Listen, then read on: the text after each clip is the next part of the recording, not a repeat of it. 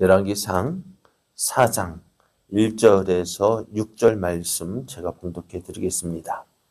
솔로몬 왕이 온 이스라엘의 왕이 되었고 그의 신하들은 이러하니라.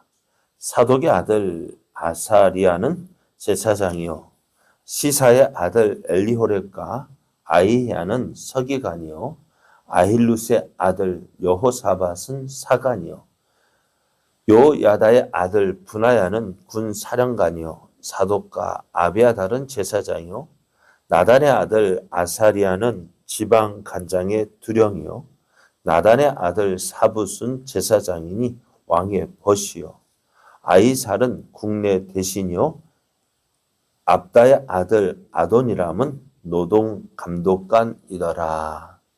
아멘. 할렐루야. 우리를 사랑하시는 하나님은 오늘도 어김없이 새 날을 우리에게 허락해 주셨습니다. 오늘도 변함없으신 하나님을 믿고 그 사랑을 의지함으로 우리를 통해 이루시고자 하시는 하나님의 선하신 뜻이 이루어지는 복된 날, 은혜의 날 되기를 예수님의 이름으로 축복합니다.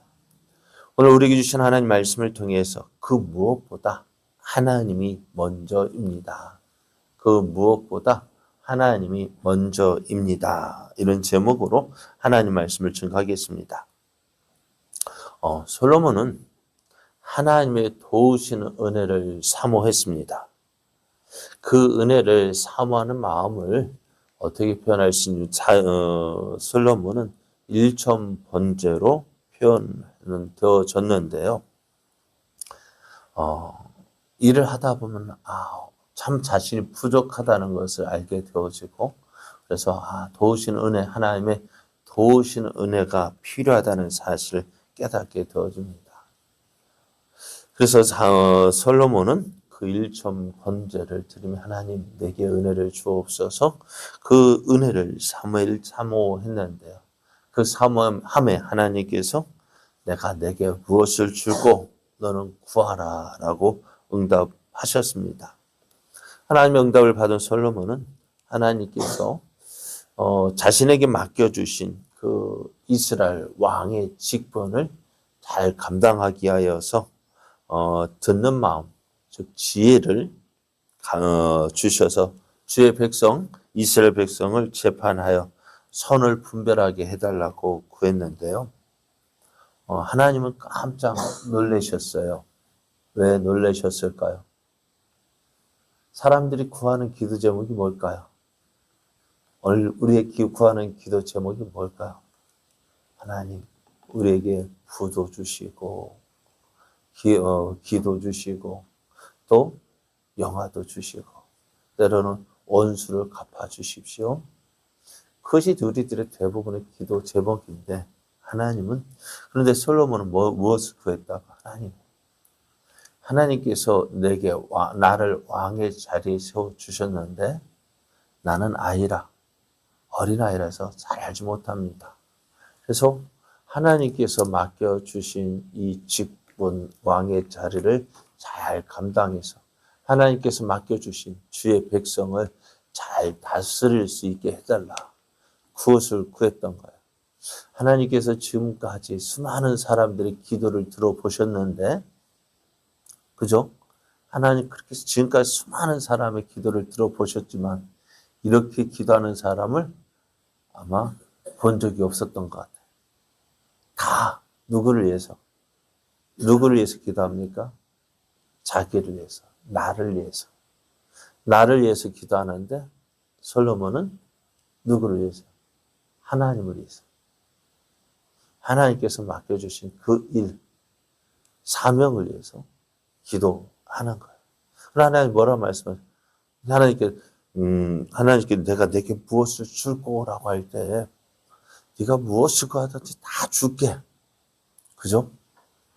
네가 무엇을 구하든지 다 줄게 하는데 딱 처음 구하는 것이 바로 이거였던 거예요.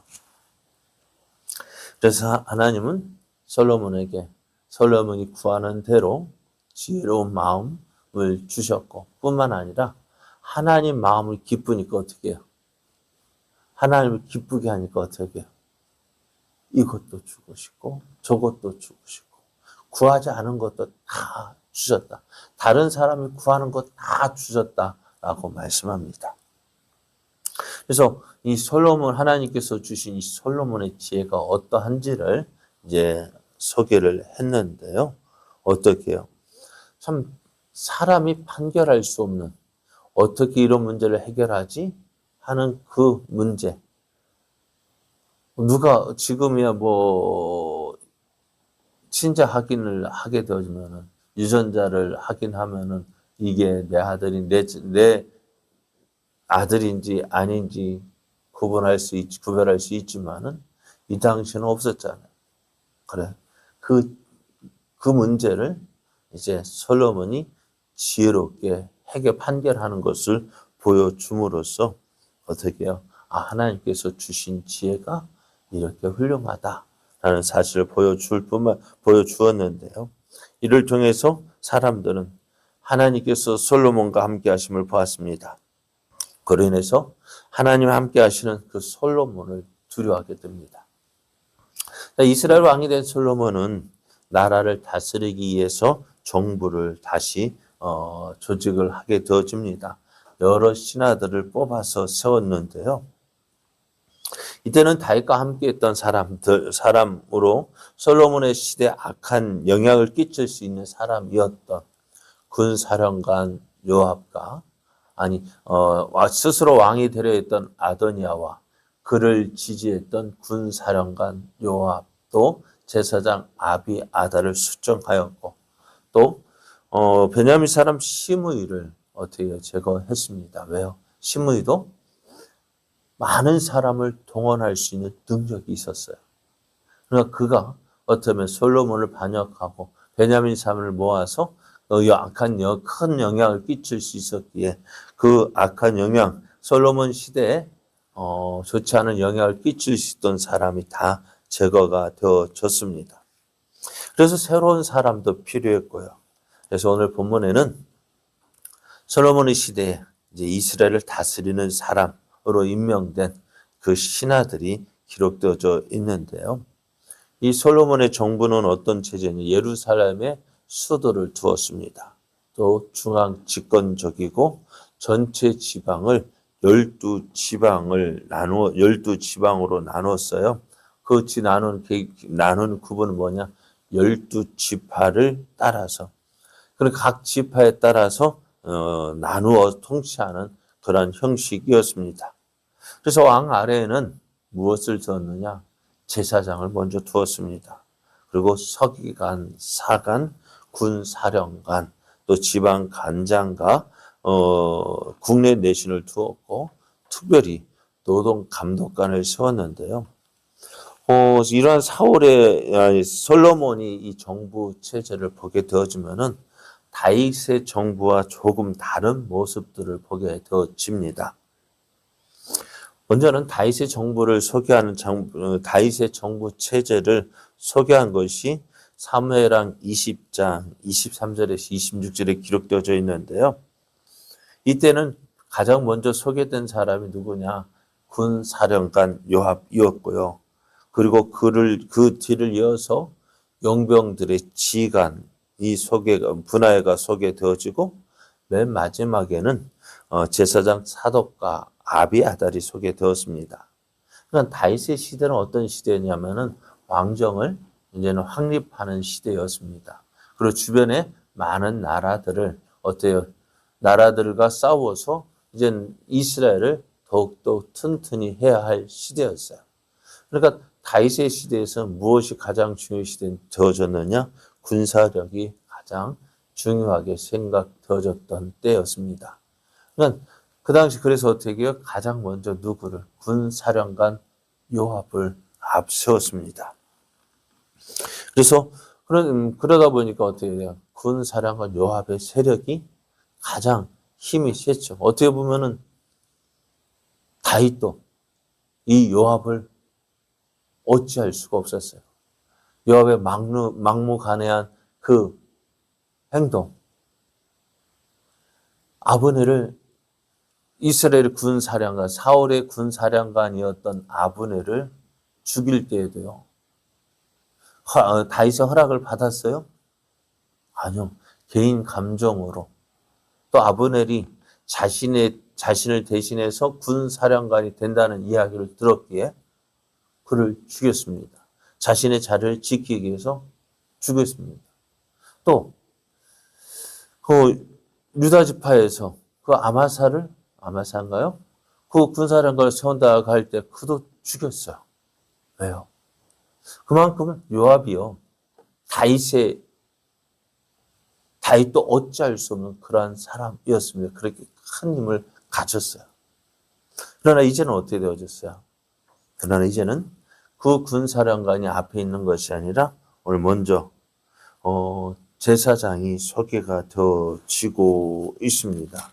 제사장이 사독의 아들 아사리아를 제사장으로 세웠고요. 그리고 서기관과 사관을 소개하고 있는데요. 그래서 이러한 솔로몬의 정부를 보면은 이제는 군사적인 힘으로 나라를 이끌기보다는 이제 누구와의 관계, 하나님과의 관계를 가장 중요시 여겼습니다. 그러니까 정부에서 가장 먼저 발표되어지는 것, 그것은 어떻게 내가 이 나라를 어떻게 이끌겠다라는 그런 모습을 보여주는데요. 솔로몬은 제사장을 가장 먼저 소개를 했습니다. 이를 통해서 솔로몬은 이스라엘의 진정한 주인이 누구인지를 보여주고 있습니다. 비록 자신이 이스라엘 왕이지만 이스라엘 왕에서 모든 힘, 권력을 다 가지고 있는 것 같지만은 그러나 솔로몬은 내가 이스라엘 왕이 나는 하나님께서 맡겨주신 하나님께서 이스라엘 왕으로 세워주셨고 나는 그 하나님께서 세워주신 왕이라는 그 자리에서 하나님 이스라엘 백성을 다스리는 자로 세워진 것이지 진정한 이스라엘 왕은 하나님 되심을 보여주고 있습니다. 그래서 솔로몬이 하나님께 지혜를 구한 이유가 뭡니까? 솔로몬이 하나님께 지혜를 구한 이유가 뭐예요? 하나님께서 나를 어린 아이와 같은 나를 이스라엘의 왕으로 세워주셨는데 나는 작은 아이라 나는 능히 감당할 수 없습니다. 그래서 하나님의 도우신 은혜, 그러니까 지혜를 주셔서 내가 하나님께 맡겨주신 이 직분, 이 사명 잘 감당하게 해 주옵소서. 그것이 솔로몬의 기도였습니다. 마찬가지로 그런 모습이요 오늘 솔로몬의 정부 체제 가운데서도 보여주고 있는 것입니다. 하나님, 내가 하나님과의 관계를 가장 우선시 여겼고 그래서 내가 진정 하나님의 맡겨주신 이 직분을 잘 감당할 수 있도록 그래서 하나님과의 관계를 앞세워서 제사장을 먼저 내세웠던 것을 보게 되었습니다. 오늘 우리는 우리의 삶 속에서 가장 먼저 앞세우는 것이 뭘까요? 여러분은 여러분의 삶 속에서 가장 먼저 1순위는 무엇입니까? 우리의 삶 가운데 가장 1순위는 무엇입니까? 무엇이 가장 중요합니까? 사람과의 관계입니까? 하나님과의 관계입니까? 저는 말씀드렸습니다. 요즘에 기름값이 많이 비싸져서 주유소 가기가 겁이 납니다. 그죠? 근데 아무리 좋은 차라 할지라도요, 기름이 없으면 달릴 수 있을까요? 기름이 없으면 못 달리죠. 멈출 수밖에 없죠. 그리고 우리의 삶 속에서 가장 중요한 것이 바로 자동차에 있어서 가장 중요한 것이 연료이듯이 우리의 삶의 관계 삶 속에서도 가장 중요한 것이 뭘까요? 하나님의 은혜입니다. 하나님의 은혜 아니면은 살 수가 없음을 우리가 기억해야 합니다. 그래서 우리의 삶 속에 하나님이 가장 먼저입니다. 하나님과의 관계가 가장 먼저 중요시 여기고 그것이 우리의 삶을 통해서 보여줄 때 하나님이 그걸 기뻐하지 않을까요? 우리가 삶 속에서 하나님 맨 나중에 어려운 일이 생기면 무엇부터 찾아야 될까요? 네. 어려운 일이 생기면 처음에 나를 의지하고 내 생각대로 내 방법대로 해보다가 안 되면 주위 사람들에게 물어보고 주위 사람들이 이것저것 물어보다가 안 되면 그제서야 누구 찾아요?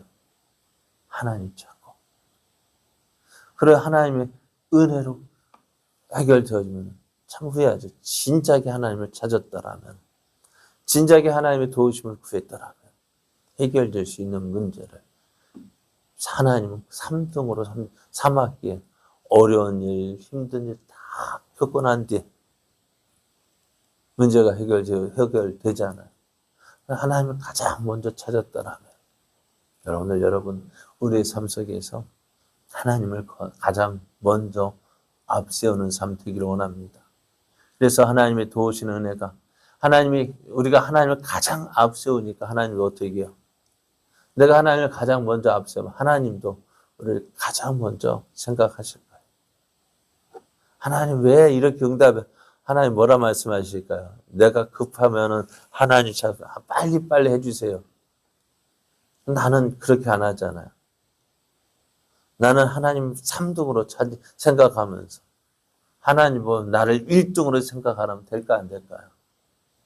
우리가 먼저 하나님을 먼저 생각하고 하나님 우선으로 생각하고 하나님 앞에 생각할 때 하나님이 좋으신 은혜가 우리의 삶 속에서 더욱 넘쳐날 줄 믿습니다. 하나님이 가장 먼저입니다. 그 무엇보다 하나님이 먼저입니다. 고백하며 하나님을 앞세우는 우리의 삶 되어져 하나님의 크신 은혜 누리는 복된 삶, 은혜의 삶 되기를 예수님의 이름으로 축복합니다.